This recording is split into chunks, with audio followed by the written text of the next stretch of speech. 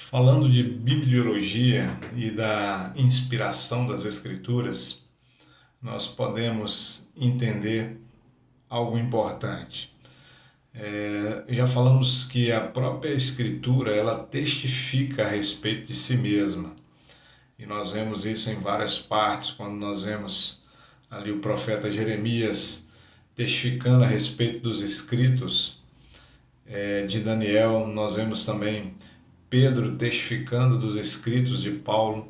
A própria Bíblia ela se comprova, ela acaba sendo um argumento irrefutável, mostrando que ela não se contradiz e que ela se aprova.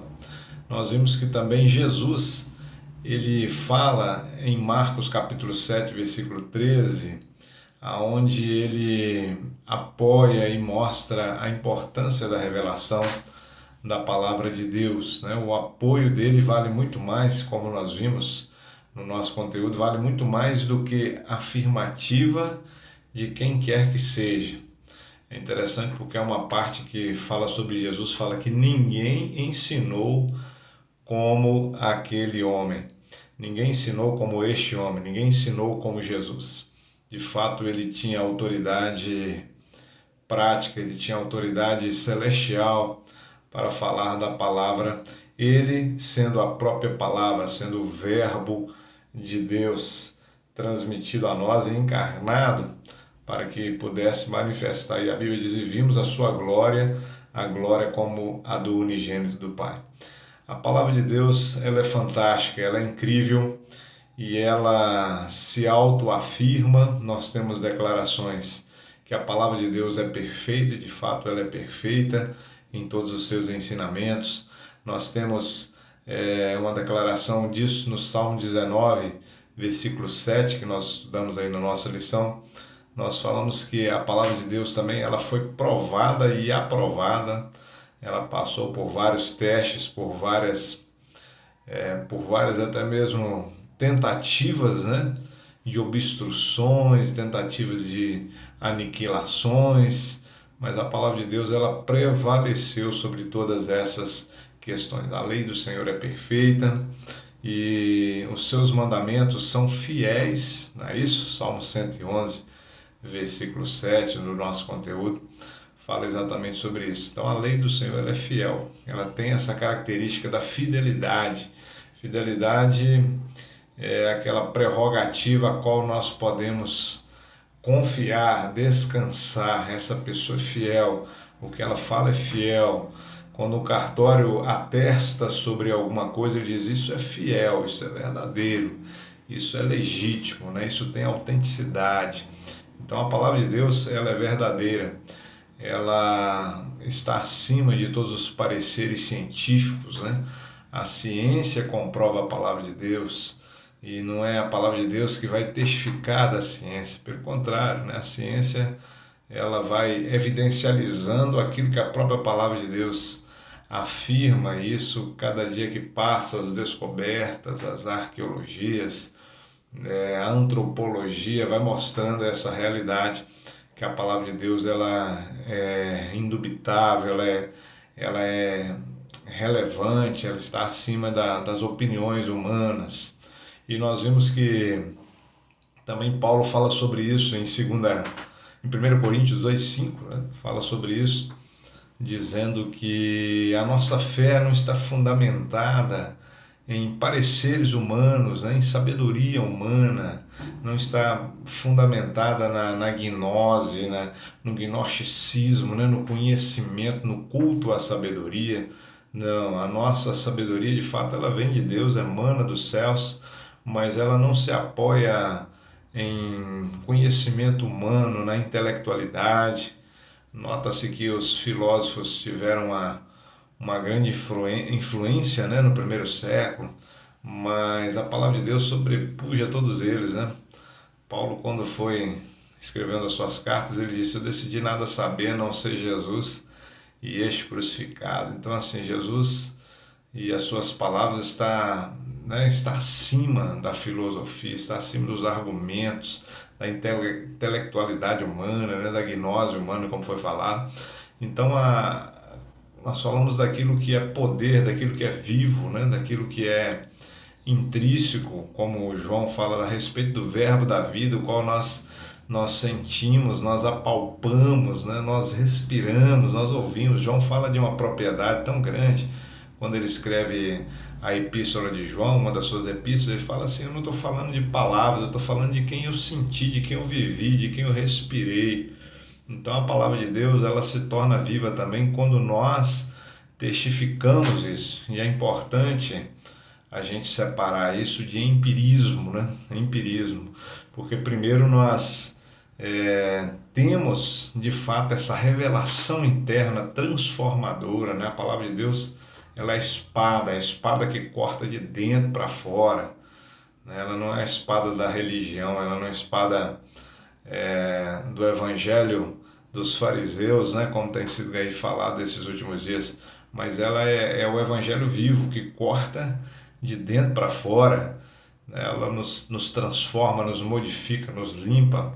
E a palavra de Deus, ela é tão maravilhosa e a gente precisa separar isso de empirismo. Por que é o empirismo?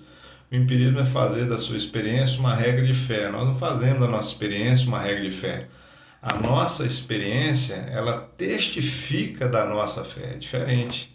É diferente porque isso pode ser também um pouco perigoso quando as pessoas colocam o empirismo em primeiro lugar, falar, eu tenho experiência, o Espírito revelou isso, e as pessoas se voltam para revelações humanas e pessoais. Não estamos dizendo que o Espírito Santo não possa trazer revelações às pessoas, mas nós temos que entender que quando essas experiências elas começam a ferir aquilo que a própria palavra diz, elas não podem ter crédito, não podem ter crédito.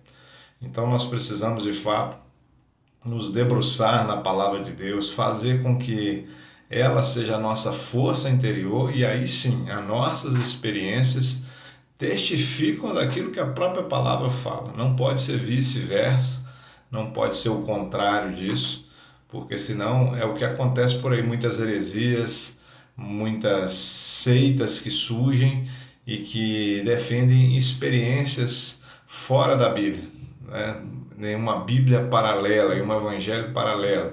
A exemplo disso, a Igreja dos Mórmons, ela cita uma outra revelação, cita um outro livro. Há outras religiões que citam outros livros, outras revelações. Nós não precisamos de outras revelações. A palavra de Deus, ela é completa. Inclusive, quanto a esse assunto, em Gálatas de 7 a 9, fala: ainda que se um anjo descer do céu e nos anunciar um outro evangelho, que ele seja maldito, que ele seja anátema, que ele seja amaldiçoado, porque nós não precisamos de um outro evangelho.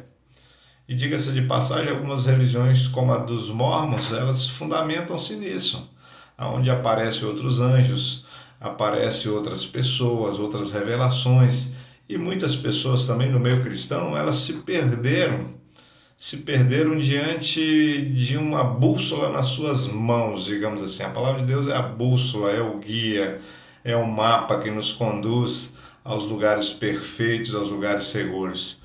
Mas muitas vezes as pessoas estão abdicando, abrindo mão da palavra de Deus para se apegar às crendices, para se apegar às experiências. Então a gente precisa separar isso, né? Que a nossa experiência pessoal, ela testifica as declarações da palavra de Deus. A palavra de Deus está acima das nossas experiências. E qualquer experiência, seja minha, seja sua, seja nossa, seja de um anjo, seja de um ser iluminado, seja de uma pseudo-revelação espiritual, se ela ferir a palavra de Deus, ela tem que ser deixada de lado, porque a primazia é a palavra está acima, ela é autoridade sobre as nossas experiências. Quando eu tenho uma experiência, ela só pode ser de Deus se ela testificar. Se ela testificar aquilo que a palavra diz. Então isso é muito interessante, porque isso evita contratempos, evita heresias, na verdade, evita falas mal interpretadas e coisas que a palavra de Deus não está dizendo, então entra alguém ali e fala o que a palavra de Deus não está dizendo. E nós já aprendemos aqui que quando a palavra de Deus se cala, ninguém mais tem autoridade para falar. Então nós temos que nos debruçar na palavra, nos entregar a essa palavra que é viva, fazer dessa fonte a nossa alimentação. Aí sim, a minha experiência testifica da palavra. Porque se ela não testificar da palavra, essa experiência tem que ser deixada de lado. Ah, porque eu tive uma visão, as pessoas, né, o mercado está vazio, as pessoas evaporaram como fumaça. Irmãos, a minha experiência não pode ser uma doutrina. A minha experiência não pode ser um ponto de revelação para a vida das pessoas, desde que aquilo não fira a palavra de Deus. Até mesmo as interpretações de sonhos, de profecias, elas precisam ser aferidas pela palavra de Deus. Isso tem símbolo da palavra, tem princípio na palavra, tem algo semelhante na palavra de Deus, tem alguma referência nesse sentido. Faz sentido essa profecia como um princípio bíblico? A Bíblia fala que a gente tem que julgar as profecias, não é verdade? E nós vamos julgar o quê? Mediante a palavra. Mediante o que da palavra? As revelações da palavra. Eu não posso trazer uma profecia que fira um princípio, né? Incentivar vocês à ilegalidade, incentivar vocês à mentira em nome de Deus, incentivar vocês à falsa adoração, incentivar vocês a um evangelho da facilitação. Eu não posso. Se a palavra de Deus diz que o evangelho é sacrifício, é abdicação, é renúncia, então se eu profetizo, se eu falo algo, tem que aferir com isso. Eu não posso trazer um evangelho pessoal para as pessoas. Então a nossa experiência, ela é importante? Sim.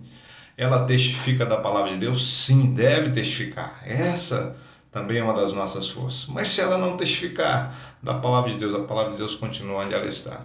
Ela vai estar sempre superior às nossas experiências. Então, quando a gente fala de empirismo, é fazer da nossa experiência um objeto de barganha, é fazer da nossa experiência uma instrumentalidade para sobrepujar a palavra de Deus. E isso está errado. Isso está errado. A experiência é apenas serva. A experiência é apenas funcionário, né? O patrão é a palavra, né? Da Bíblia emana a voz de Deus. Então, as nossas experiências precisam estar alinhadas com a palavra de Deus. Até mesmo para a gente poder discernir o que é e o que não é de Deus. Quais são as nossas vozes interiores, quais são as vozes do mundo espiritual e qual é a voz do Senhor. Porque a voz do Senhor despedaça até o cedro do Líbano, não é isso? A voz do Senhor é perfeita como as muitas águas. A voz do Senhor é inconfundível. Então, quando nós recorremos à palavra de Deus, nós precisamos reforçar essa questão. A minha experiência é simplesmente uma gotinha de água aí nesse oceano que testifica a grandiosidade desse mar divino, dessa água em abundância, digamos assim. Mas eu não posso fazer dela uma doutrina, não posso fazer dela a mais importante, que é a palavra revelada. Então a palavra revelada é o milagre dos milagres. Não podemos abrir mão da Bíblia, e por isso nós vimos que nós temos duas alianças, né? A aliança do Antigo Testamento, que é uma aliança feita ali no Sinai do Senhor, revelando ao seu povo o pacto que ele haveria de enviar o Messias, né? E as pessoas olhavam para o futuro, para o Messias. Hoje nós olhamos para trás, nós olhamos para o Messias como a Bíblia diz que é sombra, né? Aquelas coisas se tornaram sombra, porque hoje Cristo já projeta em nós as realidades. Então hoje nós olhamos como sombra daquelas revelações grandiosas da palavra de Deus. O Velho Testamento foi um sinal de uma aliança que Deus enviaria o Messias, e ele enviou, né? O Novo Testamento ele veio, né? E é um Novo Testamento que mostra que há herdeiros, né? Depois que aquele que fez o testamento, ele morre, mas nós sabemos que ele ressuscitou, mas ele deixa a sua herança, né? E esse é o poder do Novo Testamento, quando nós usufruímos dessa herança do Pai. E a principal delas é a revelação da tua palavra em nós, porque a Bíblia diz, ela mesma falando que a palavra do Senhor em nós, ela é poderosa, ela é implantada em nós, ela é poderosa para salvar as nossas almas. A palavra tem poder regenerador, a palavra tem poder transformador, a palavra muda o ser humano por completo, né? A palavra não precisa de auxílio, a palavra não precisa de amuletos, ela não precisa de simpatia, e isso é muito importante. Fica aqui essa palavra sobre a importância da inspiração bíblica. E importância das nossas experiências testificarem da palavra de Deus, porque se elas não testificarem, elas precisam ser reprovadas por nós mesmos e pelas pessoas de Deus. E se elas não testificam, a palavra de Deus permanecerá para sempre onde ela sempre deve estar e onde ela sempre estará. A palavra de Deus não volta vazia, ela cumpre o que lhe apraz, ela cumpre os seus desígnios. Então essa palavra ela transforma a criança, ela transforma o jovem, o adulto, ela transforma o pobre, ela transforma o rico. Ela é uma palavra que corta em todos e para todos. A palavra de Deus é perfeita, a sua inspiração vem do trono de Deus e do próprio Deus, e nós precisamos guardar isso com muito zelo, guardar com 7 chaves e fazer dessa inspiração o mover da nossa vida.